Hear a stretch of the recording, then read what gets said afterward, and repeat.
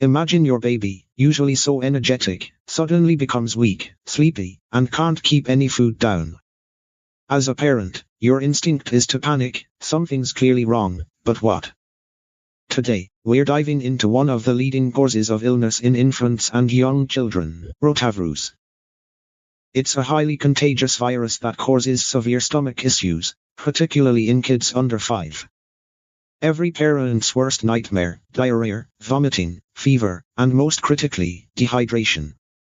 We're talking about the kind of dehydration that lands 2 million kids in the hospital each year.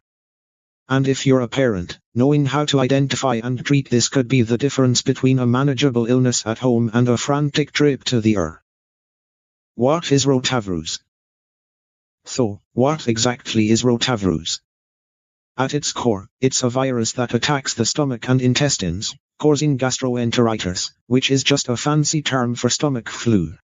But unlike the flu, this can turn severe fast, especially for infants and toddlers who have smaller body mass. When a baby gets dehydrated, it can become life-threatening very quickly. The symptoms: what to look out for. You might think rotavirus just means your child has a little upset tummy. But here's the reality: symptoms start about 2 days after exposure and can hit hard. Picture this. Your baby's normal appetite gone. Diarrhea. Yes, and it's not just a little, it's often severe and watery. Vomiting. Non-stop. And then, the fever kicks in. This combination makes dehydration the biggest concern. Dehydration in infants is not like dehydration in adults. It sneaks up fast and is much more dangerous. Remember, their bodies don't have as much fluid to lose. Signs of dehydration can be subtle at first: dry mouth, no tears when crying, fewer wet diapers. But it gets scarier when you notice things like sunken eyes, a rapid heartbeat, and lethargy. If your baby seems too sleepy, uninterested in anything, or isn't waking up like usual, these are red flags. And this is when you need to act fast. Diagnosis: how do you know it's rotavirus? Now, how do you actually know it's rotavirus and not just a regular stomach bug? Here's the thing: doctors usually won't go through a whole process of testing every baby with stomach flu-like symptoms. If it's a typical case of gastroenteritis, doctors often treat the symptoms without worrying too much about the exact cause. But if your doctor does want to confirm it's rotavirus, they'll do a lab test. And what's involved? A stool sample. They'll analyze the sample to detect the rotavirus antigen.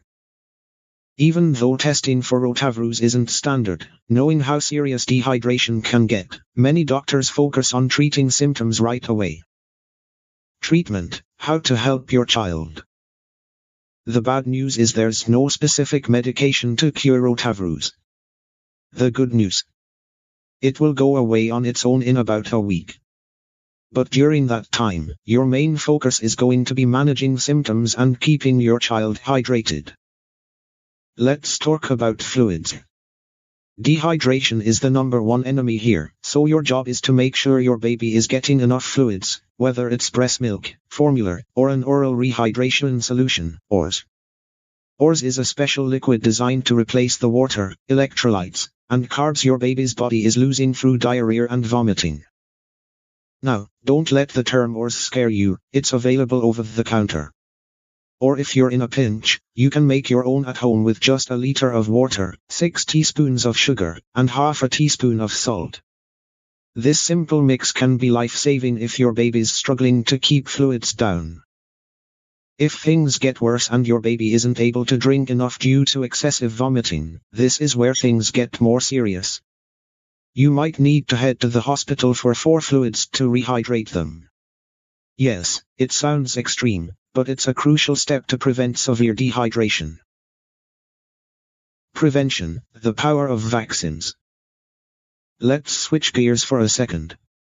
What if I told you that rotavirus hospitalizations in the US have dropped dramatically, thanks to a vaccine? That's right. Since the introduction of the rotavirus vaccine, we've seen a significant reduction in the number of children hospitalized because of this virus. Now, there are two vaccines for infants, Rotavirus and Rotatic. Both are oral vaccines, no needles involved, and they are given in multiple doses, starting as early as 6 weeks old.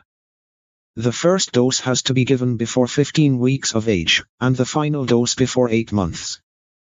But here's the catch: while these vaccines are super effective at preventing the worst cases of rotavirus, they don't eliminate the virus entirely. Your child can still get rotavirus after vaccination, but it's usually much less severe. For families in low-income areas where access to healthcare is more limited, researchers are working on an injectable rotavirus vaccine, which could provide better protection in the future. When to seek help, the signs you can't ignore. Let's be real, it's terrifying when your baby is sick. You don't want to rush to the hospital for every little thing, but you also don't want to miss something critical. So, when should you call the doctor or head straight to the ER? If your baby is vomiting so much that they can't keep any fluids down, it's time to call a doctor. If they've had diarrhea or vomiting more than 20 times in 24 hours, don't wait, get medical help. And if they're showing signs of dehydration, like no wet diapers for 3 hours, dry mouth, or sunken eyes, seek help fast. But what if they're struggling to breathe, seem extremely weak, or aren't waking up like usual? These are signs of severe dehydration or other complications, and you should call 911 or go to the nearest ER immediately. Closing. So, what's the takeaway here? Rotavirus is a highly contagious virus, particularly dangerous for children under 5, but with the right knowledge, you can manage it. Whether it's knowing the signs of dehydration, understanding when to seek medical help, or vaccinating your child to prevent the worst cases, the power is in your hands.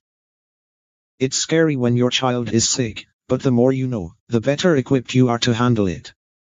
Thank you for watching, and remember, if your baby shows any signs of dehydration, don't wait, get them the help they need. Prevention, knowledge, and quick action are the keys to keeping your child safe and healthy. Stay informed, stay calm, and take care.